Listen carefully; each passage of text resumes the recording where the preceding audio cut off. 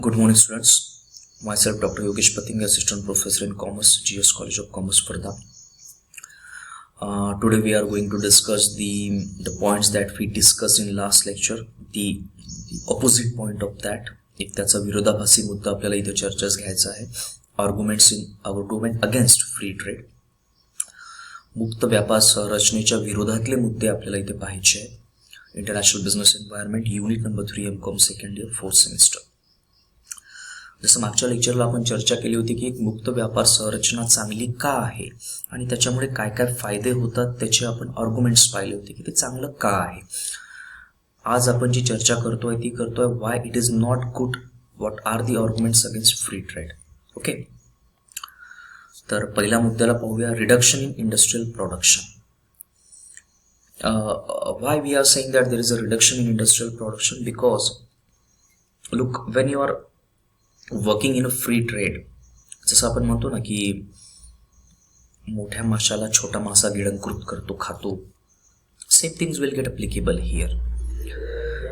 मोठ्या मोठ्या ज्या कंपनीज आहेत, मोठ्या मोठ्या मल्टीनॅशनल कंपनीच्या आहेत, कारण when you are working in a free trade free trade environment, you had given permission to each and every one to work in your environment. त्यामुळे तुमच्या देशामध्ये तुमच्या एन्व्हायरमेंटमध्ये येऊन मोठ्या मोठ्या कंपनीज काम करतील. Definitely it will affect the industrial production because look, they have what we can say the existence in lot of nations. They will just can import the raw material which is actually they will think that it is affordable to them from other nation. दुसऱ्या राज्यातून, दुसऱ्या देशातून ते त्यांच्यासाठी लागणारी सामुग्री, machines, कुशल मनुष्यबळ हे बाहेरून आणू शकतात, कारण त्यांना वाटतं की तुमच्या एरियामध्ये, तुमच्या देशामध्ये ते अत्यंत कॉस्टली अवेलेबल आहे. So this is the way that we can say that एक इंडस्ट्रियल प्रोडक्शनमध्ये म्हणा त्याची कमतरता आपल्याला जाणवू शकते,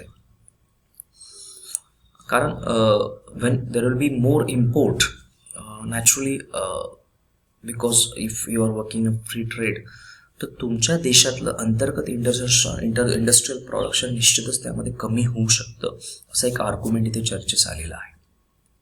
सेकंड, इट्स अनरिअलिस्टिक. जसं मी तुम्हाला म्हटलं, actually it's a very ideal situation that मुक्त व्यापार संरचना की कोणाला काही बंधनं नाही, but this thing don't get applicable to the practical market. Everywhere there are restrictions. आपल्या देशामध्ये तुम्ही काहीही करू शकत नाही. There are restrictions from the law, there are restrictions from the state governments, there are restrictions from the local governments. काही वस्तू, काही प्रोडक्ट्स आपल्या देशामध्ये बॅन आहेत, त्याची तुम्ही खुलेआम विक्री खरेदी करू शकत नाही.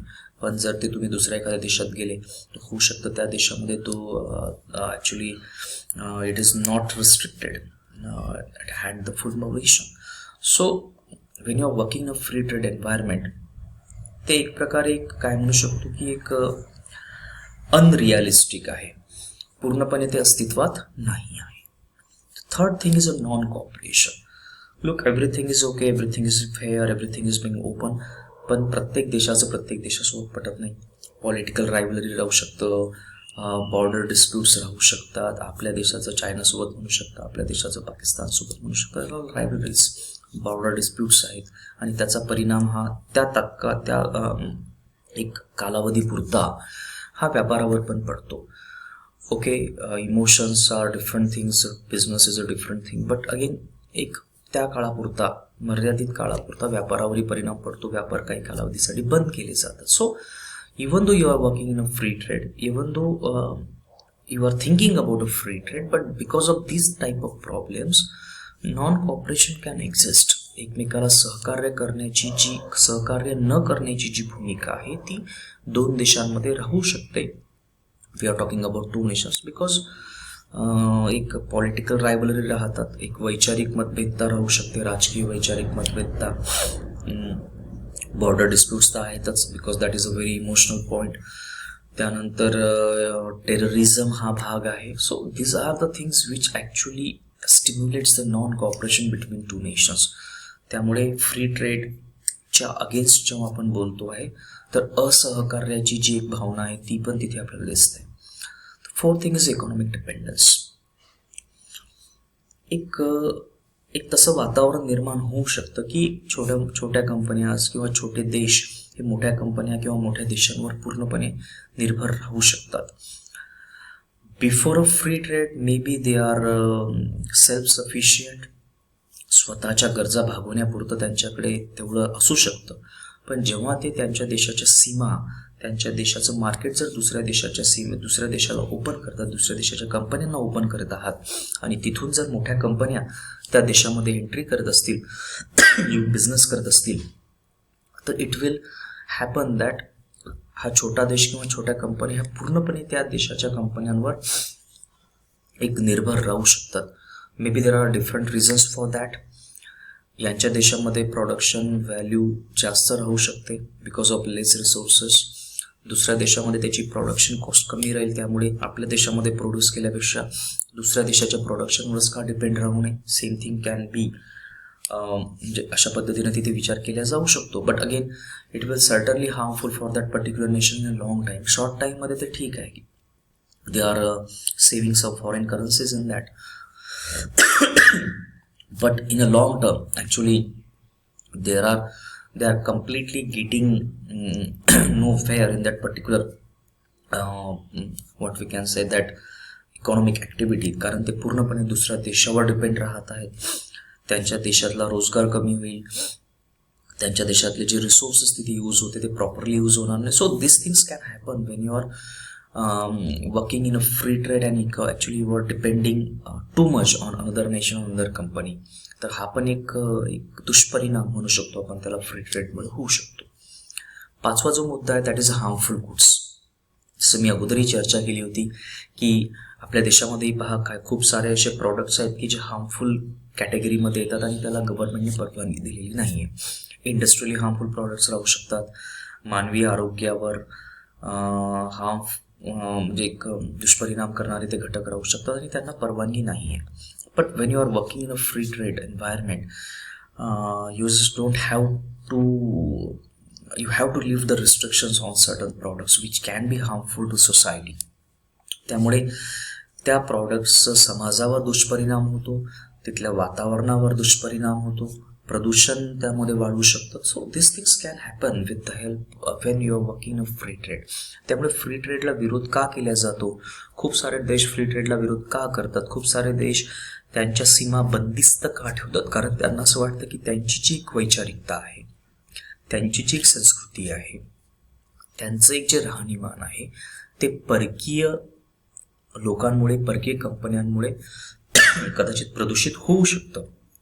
So this is why we can say that harmful goods can enter in your nation, in your country, in your borders with the help of free trade. नंतरचा जो मुद्दा आहे तो आहे डम्पिंगचा. चायनाच्या बाबतीत हा मुद्दा फार जास्त चर्चेला गेला. Dumping is actually look anti dumping laws are there. Dumping म्हणजे काय की फॉर एक्झाम्पल तुमच्या देशामध्ये एक प्रॉडक्ट बनतो आहे ज्याची किंमत 10 रुपये आहे. तशाच पद्धतीचा प्रॉडक्ट हा दुसरा देश तुमच्या देशामध्ये आणून विकतो आहे आणि त्याची किंमत ठेवतो आहे 5 रुपये.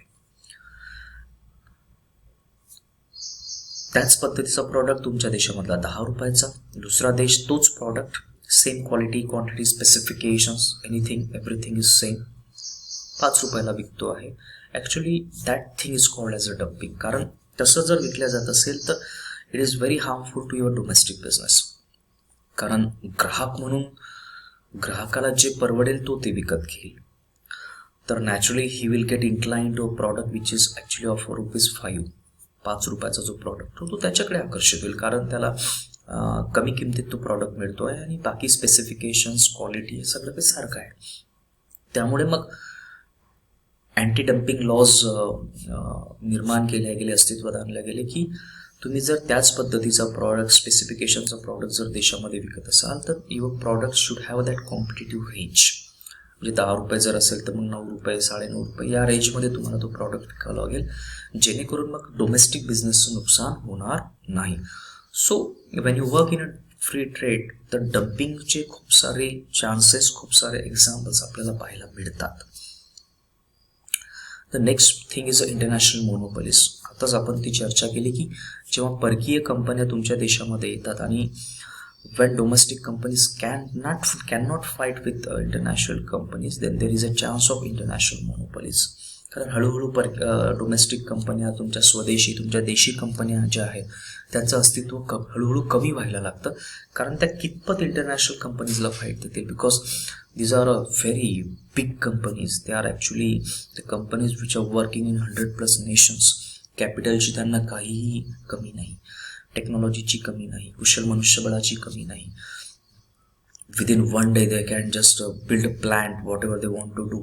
त्यामुळे अशा कंपन्यांसमोर देशी कंपन्या टिकणं, छोट्या कंपन्या टिकणं हे सहजासहजी शक्य राहत नाही, आणि मग त्यामध्ये इंटरनॅशनल मोनोपोली क्रिएट होतं.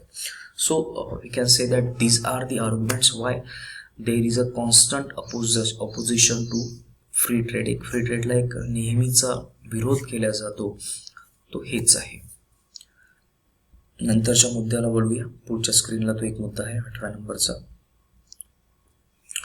Unfavourable for under develop countries. निश्चितच हे अनफेवरेबल आहे, कारण जो देश अविकसित आहे, कशा तरी आपल्या गरजा भागवतो आहे, आणि तिथे ज्या कंपनीज काम करतात त्याही आपलं कसं तरी एक गाळा चालवत आहेत. मग अशा देशामध्ये जर मोठ्या मोठ्या मल्टीनॅशनल कंपनीज येऊन उतरत असतील, तर नॅचरली तिथल्या त्या सर्व कंपनीज, तिथलं बिझनेस हा कम्प्लिटली नष्ट होऊन एक त्यांचा हक्क, त्यांचा अधिकार तिथे निर्माण होऊ शकतो, इंटरनॅशनल मोनोपोली निर्माण होऊ शकते, आणि त्या माध्यमातून मग ते तिथल्या लोकांची, ग्राहकांची पिळवणूक, फसवणूक करू शकतात. त्यामुळे पूर्वीच्या काळापासून फ्री ट्रेडला विरोध होता आला आहे, पण आता एक what we can say, we are seeing the world which is actually globalised one, privatised one, use of tremendous technologies. त्यामुळे आपण असं म्हणू शकतो की ते पूर्णपणे फ्री ट्रेडही नाही, पूर्णपणे क्लोज ट्रेडही नाही. We are working in a environment which is actually a mix of free trade, की खूप काही फ्री आहे, खूप काही रिस्ट्रिक्टेड आहे. So these are the arguments which we can see which are against the free trade. 2 मुद्दे होते. Arguments in favour of free trade, की फ्री ट्रेड, मुक्त व्यापार संरचना चांगली का आहे, आणि आर्ग्युमेंट्स अगेन्स्ट फ्री ट्रेड, की मुक्त व्यापार संरचना चांगली का नाही आहे, त्याचे काय तोटे आपल्याला पाहायला मिळू शकतात. I hope you understand this point very well. In next lecture we will see another point. Thank you.